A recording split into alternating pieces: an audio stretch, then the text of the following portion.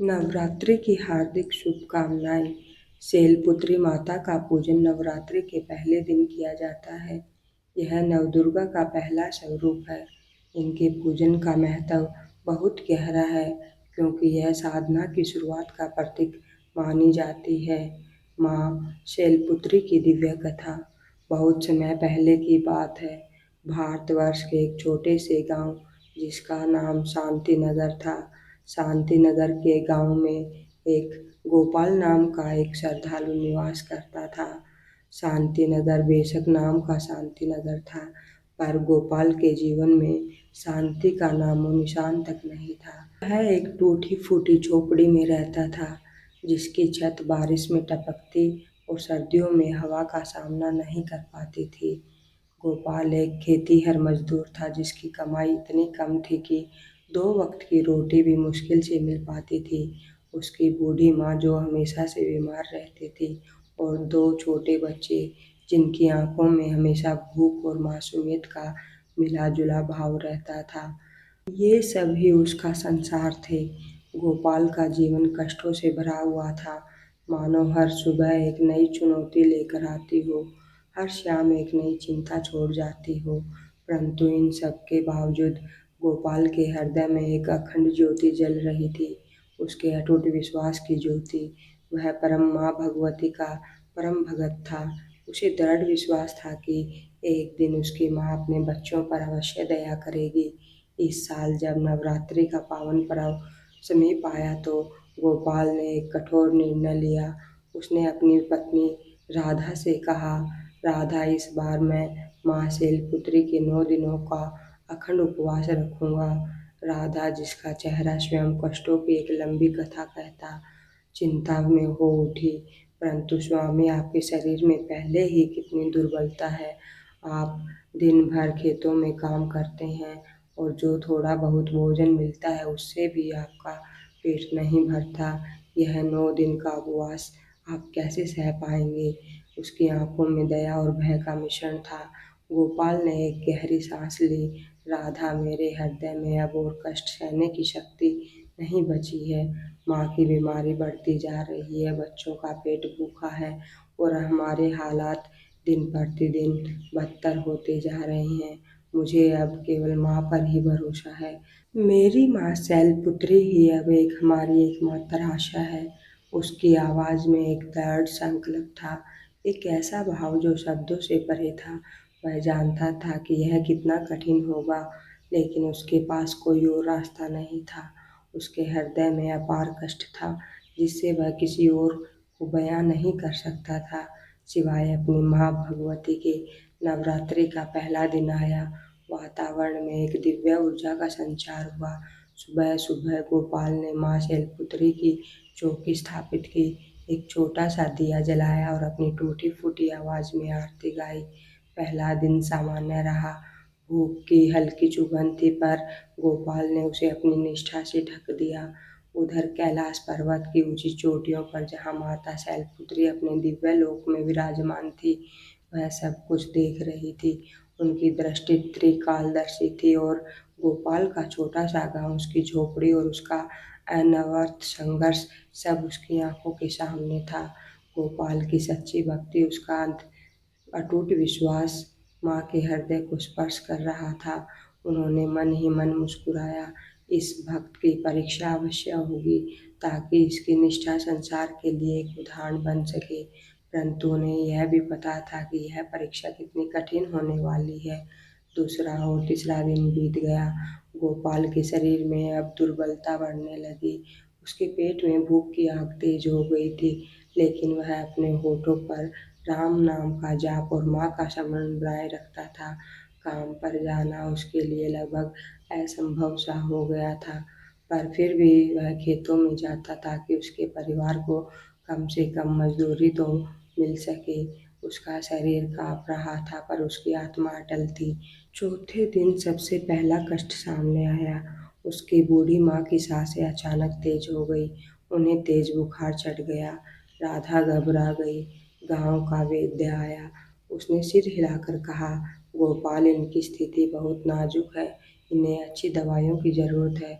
जो गांव में नहीं मिल सकती, शहर से मंगवानी होंगी और वह बहुत ही महंगी आएगी।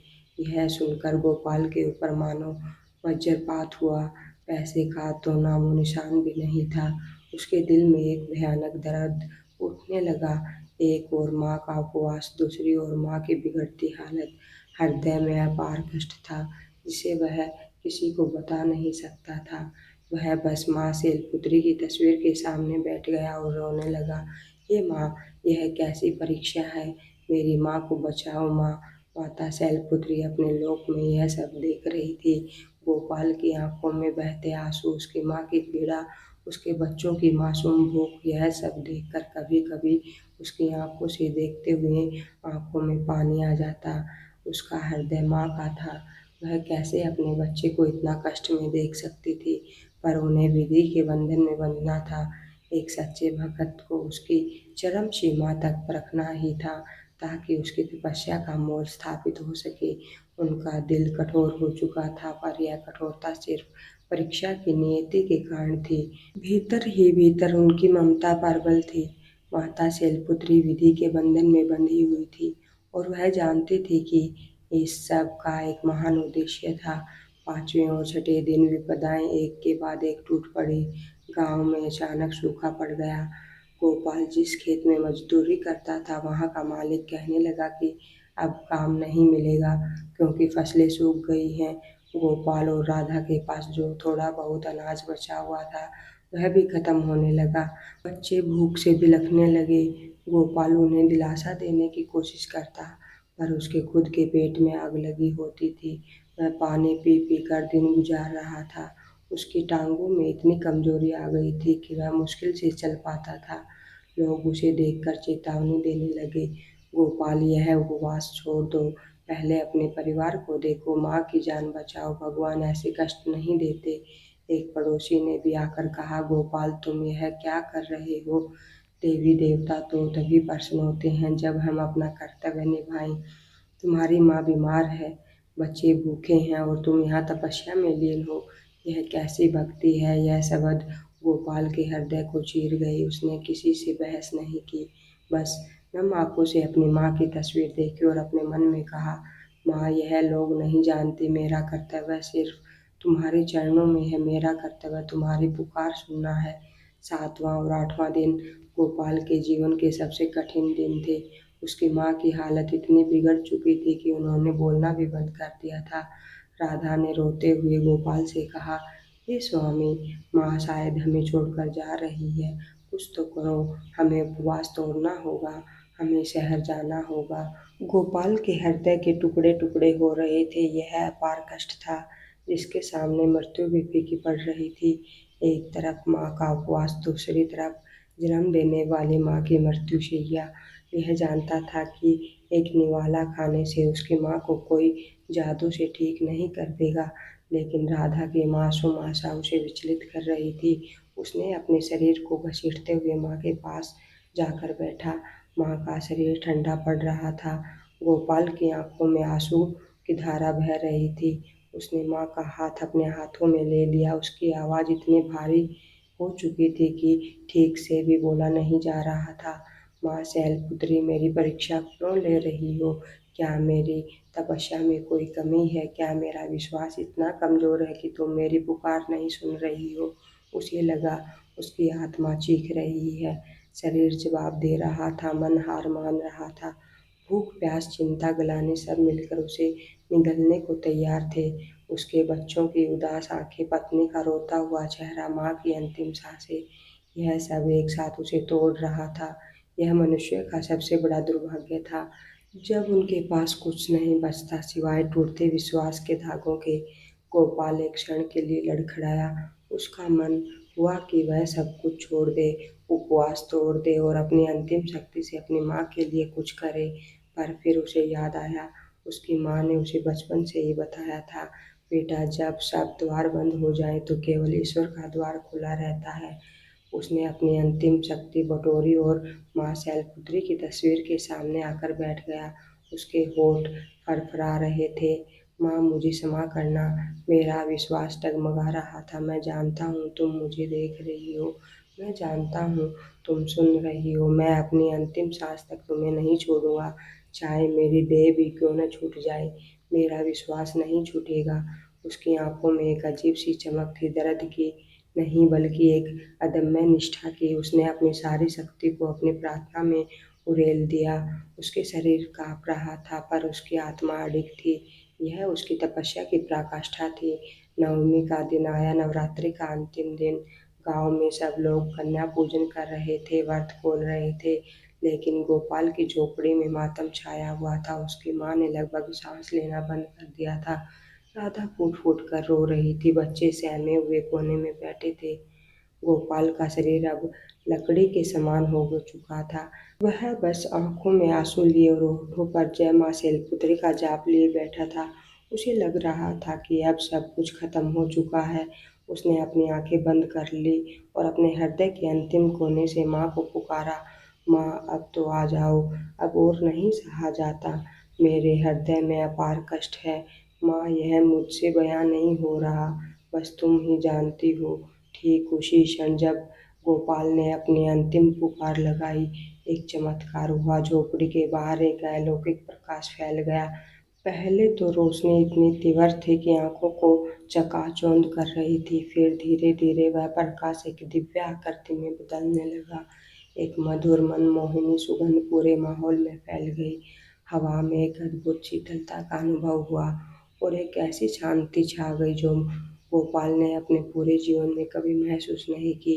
गोपाल ने धीरे से अपनी आंखें खोली। उसके सामने जो दृश्य था उसे देखकर वह अपनी आंखों पर विश्वास नहीं कर पा रहा था।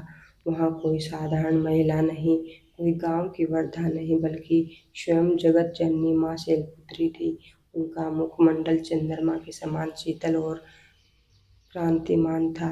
माथे पर दिव्य तेज चमक रहा था। उन्होंने श्वेत वस्त्र धारण किए हुए थे और उनके एक हाथ में त्रिशूल और दूसरे हाथ में कमल का फूल था। उनकी सवारी नंदी बैल भी उनके पीछे खड़ा था। माँ की आंखों में असीम दया, प्रेम और ममता का सागर उमड़ रहा था। गोपाल के शरीर में अचानक जैसे एक नई ऊर्जा का संचार हुआ। उसकी सारी कमजोरी, सारी पीड़ा सब क्षण भर में गायब हो गई। वह अपने घुटनों के बल पर गिर पड़ा और उसके मुंह से निकला, हे माँ। उसकी आवाज में सदियों की प्रतीक्षा, सदियों का प्रेम और सदियों का विश्वास समाया हुआ था। उसकी आंखों से खुशी के आंसू बहने लगे, जो सूखी आंखों से अब तक नहीं बह पाए थे। राधा और बच्चे भी यह दिव्य दृश्य देखकर भयभीत और श्रद्धा से भर उठे। माँ शैलपुत्री ने अपनी मधुर अमृतवाणी में कहा, उठो मेरे पुत्र गोपाल, मैं तुम्हारी तपस्या से अत्यंत प्रसन्न हूँ। मैंने तुम्हारी परीक्षा ली और तुम उसमें खरे उतरे। तुम्हारा विश्वास अटूट है, तुम्हारा धैर्य अनुपम है और तुम्हारी निष्ठा अद्वितीय है। मैंने तुम्हारे अपार कष्ट को देखा है और हर क्षण तुम्हारे हृदय में उठते भावों को भी महसूस किया। तुम्हारी माँ की आंखों में भरते पानी को मैंने अपनी आंखों में महसूस किया।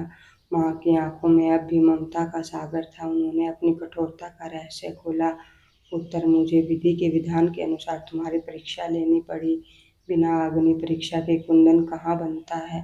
तुम कुंदन से भी बढ़कर हो।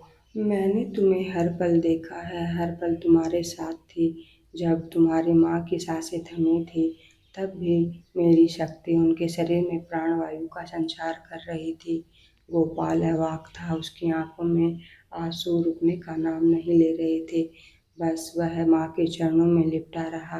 गोपाल, माँ ने फिर कहा, मांगो, तुम्हें क्या चाहिए? तुम्हारी हर मनोकामना आज पूर्ण होगी। गोपाल ने अपना सिर उठाया। उसके चेहरे पर अब कोई पीड़ा नहीं थी, केवल असीम शांति और कृतज्ञता थी। उसने कहा, माँ, मुझे धन दौलत नहीं चाहिए, मुझे राजपाट नहीं चाहिए, मुझे बस आपकी कृपा चाहिए। मेरी माँ स्वस्थ हो जाए, मेरे बच्चों को कभी भूखा न सोना पड़े और मेरा परिवार सुख शांति से रहे। और हाँ माँ, इस संसार में जितने भी मनुष्य अपने कष्टों से जूझ रहे हैं, उन सब पर आपकी दया बरसे। उन्हें भी विश्वास, धैर्य और निष्ठा का महत्व पता चले, ताकि वे भी अपने जीवन में सुख शांति प्राप्त कर सके। उसकी आवाज में मनुष्यों का कल्याण निहित था। माँ शैलपुत्री मुस्कुराई, तथास्तु। मेरे पुत्र, तुम्हारी हर मनोकामना पूर्ण होगी। तुम्हारी माँ पूर्ण रूप से स्वस्थ हो जाएगी। तुम्हारे बच्चे कभी भूखे नहीं रहेंगे और तुम्हारे घर में सदैव सुख समृद्धि का वास रहेगा। और जो तुमने जग कल्याण की बात कही, वही तुम्हारी सबसे बड़ी भक्ति है। तुम्हारी यह कथा युगों युगों तक मनुष्यों का मार्गदर्शन करेगी, उन्हें विश्वास, धैर्य और निष्ठा का महत्व बताएगी। जैसे ही माँ ने यह शब्द कहे, गोपाल की माँ ने अपनी आंखें खोली। उनके चेहरे पर एक नई चमक थी, जैसे वे कभी बीमार थे ही नहीं। उन्होंने उठकर गोपाल को गले लगा लिया और कहा, मेरे बच्चे, मुझे लग रहा था कि मैं मर चुकी हूँ, पर अब मैं बिल्कुल ठीक महसूस कर रही हूँ। यह सब माँ की कृपा है। बच्चों के चेहरे पर भी मुस्कान लौट आई जब उन्होंने देखा कि उनकी दादी उठकर बैठ गई। माँ शैलपुत्री ने गोपाल और उसके परिवार को आशीर्वाद दिया और फिर धीरे धीरे दिव्य प्रकाश में विलीन हो गई। उस दिन से गोपाल का जीवन पूरी तरह बदल गया। उसकी माँ पूरी तरह स्वस्थ हो गई, कई सालों तक जीवित रही, उनके हरे भरे खेत हो गए और गोपाल का परिवार कभी भूखा नहीं सोया। गोपाल ने अपने गांव में एक छोटा सा मंदिर बनवाया, जहां हर नवरात्रि पर माँ शैलपुत्री की कथा सुनाई जाती। उसकी कथा सुनकर दूर दूर से लोग आते और उसकी आंखों में भी गोपाल जैसे ही आंसू उमड़ आते, भाव और श्रद्धा के आंसू। गोपाल की कथा विश्वास और धैर्य और निष्ठा की अमर गाथा बन गई। यह कथा हमें सिखाती है कि जीवन में कितने भी अपार कष्ट क्यों न आए, कितने भी घोर चेतावनी क्यों न मिले, अगर हमारा विश्वास अड़ेगा, हमारा धैर्य सच्चा है और हमारी निष्ठा अटल है, तो स्वयं माँ भगवती हमारी सहायता के लिए अवश्य प्रकट होती है। उनकी दया हर सच्चे भगत पर बरसती है और वह हर मनुष्य के भाव को समझती है, भले ही वह हृदय में अपार कष्ट क्यों न छुपाए हो। गोपाल की तपस्या ने यह सिद्ध कर दिया कि भगवान भी परीक्षा लेते हैं, पर अंत में अपने भक्तों पर असीम कृपा भी करते हैं और उनकी हर एक मनोकामना पूर्ण करते हैं। इस वीडियो में माता शैलपुत्री की पावन व्रत कथा यहीं पर समाप्त होती है। हम कामना करते हैं कि माँ शैलपुत्री की कृपा आप सभी पर बने रहे, आपके जीवन में सदैव सुख, शांति, समृद्धि और सकारात्मक ऊर्जा का संचार रहे। यह विशेष दिन न केवल भक्ति भाव से भर देती है, बल्कि हमारे जीवन में एकता, प्रेम और आस्था का संदेश भी लेकर आती है। नवरात्रि की प्रथम व्रत कथा को सुनने के लिए हृदय से धन्यवाद। यह थी माँ शैलपुत्री की दिव्य और चमत्कारी कथा। यह कथा हमें सिखाती है कि जब जीवन में अपार कष्ट आए, जब हर उम्मीद टूटती नजर आए, तब भी हमें अपने विश्वास को नहीं छोड़ना चाहिए, क्योंकि माँ अपने भक्त की परीक्षा जरूर लेती है, लेकिन अंत में उसकी झोली खुशियों से भर देती है। अगर आपको जीवन में कोई भी परेशानी है, कोई ऐसा दर्द है जो आप किसी से कह नहीं पाते, तो आज ही सच्चे मन से माँ शैलपुत्री को याद करें। विश्वास रखिए, आपकी हर पुकार माँ तक जरूर पहुँचेगी। अगर आपको यह कथा अच्छी लगी हो तो वीडियो को लाइक करें, शेयर करें, चैनल को सब्सक्राइब करना ना भूलें। जय माता दी।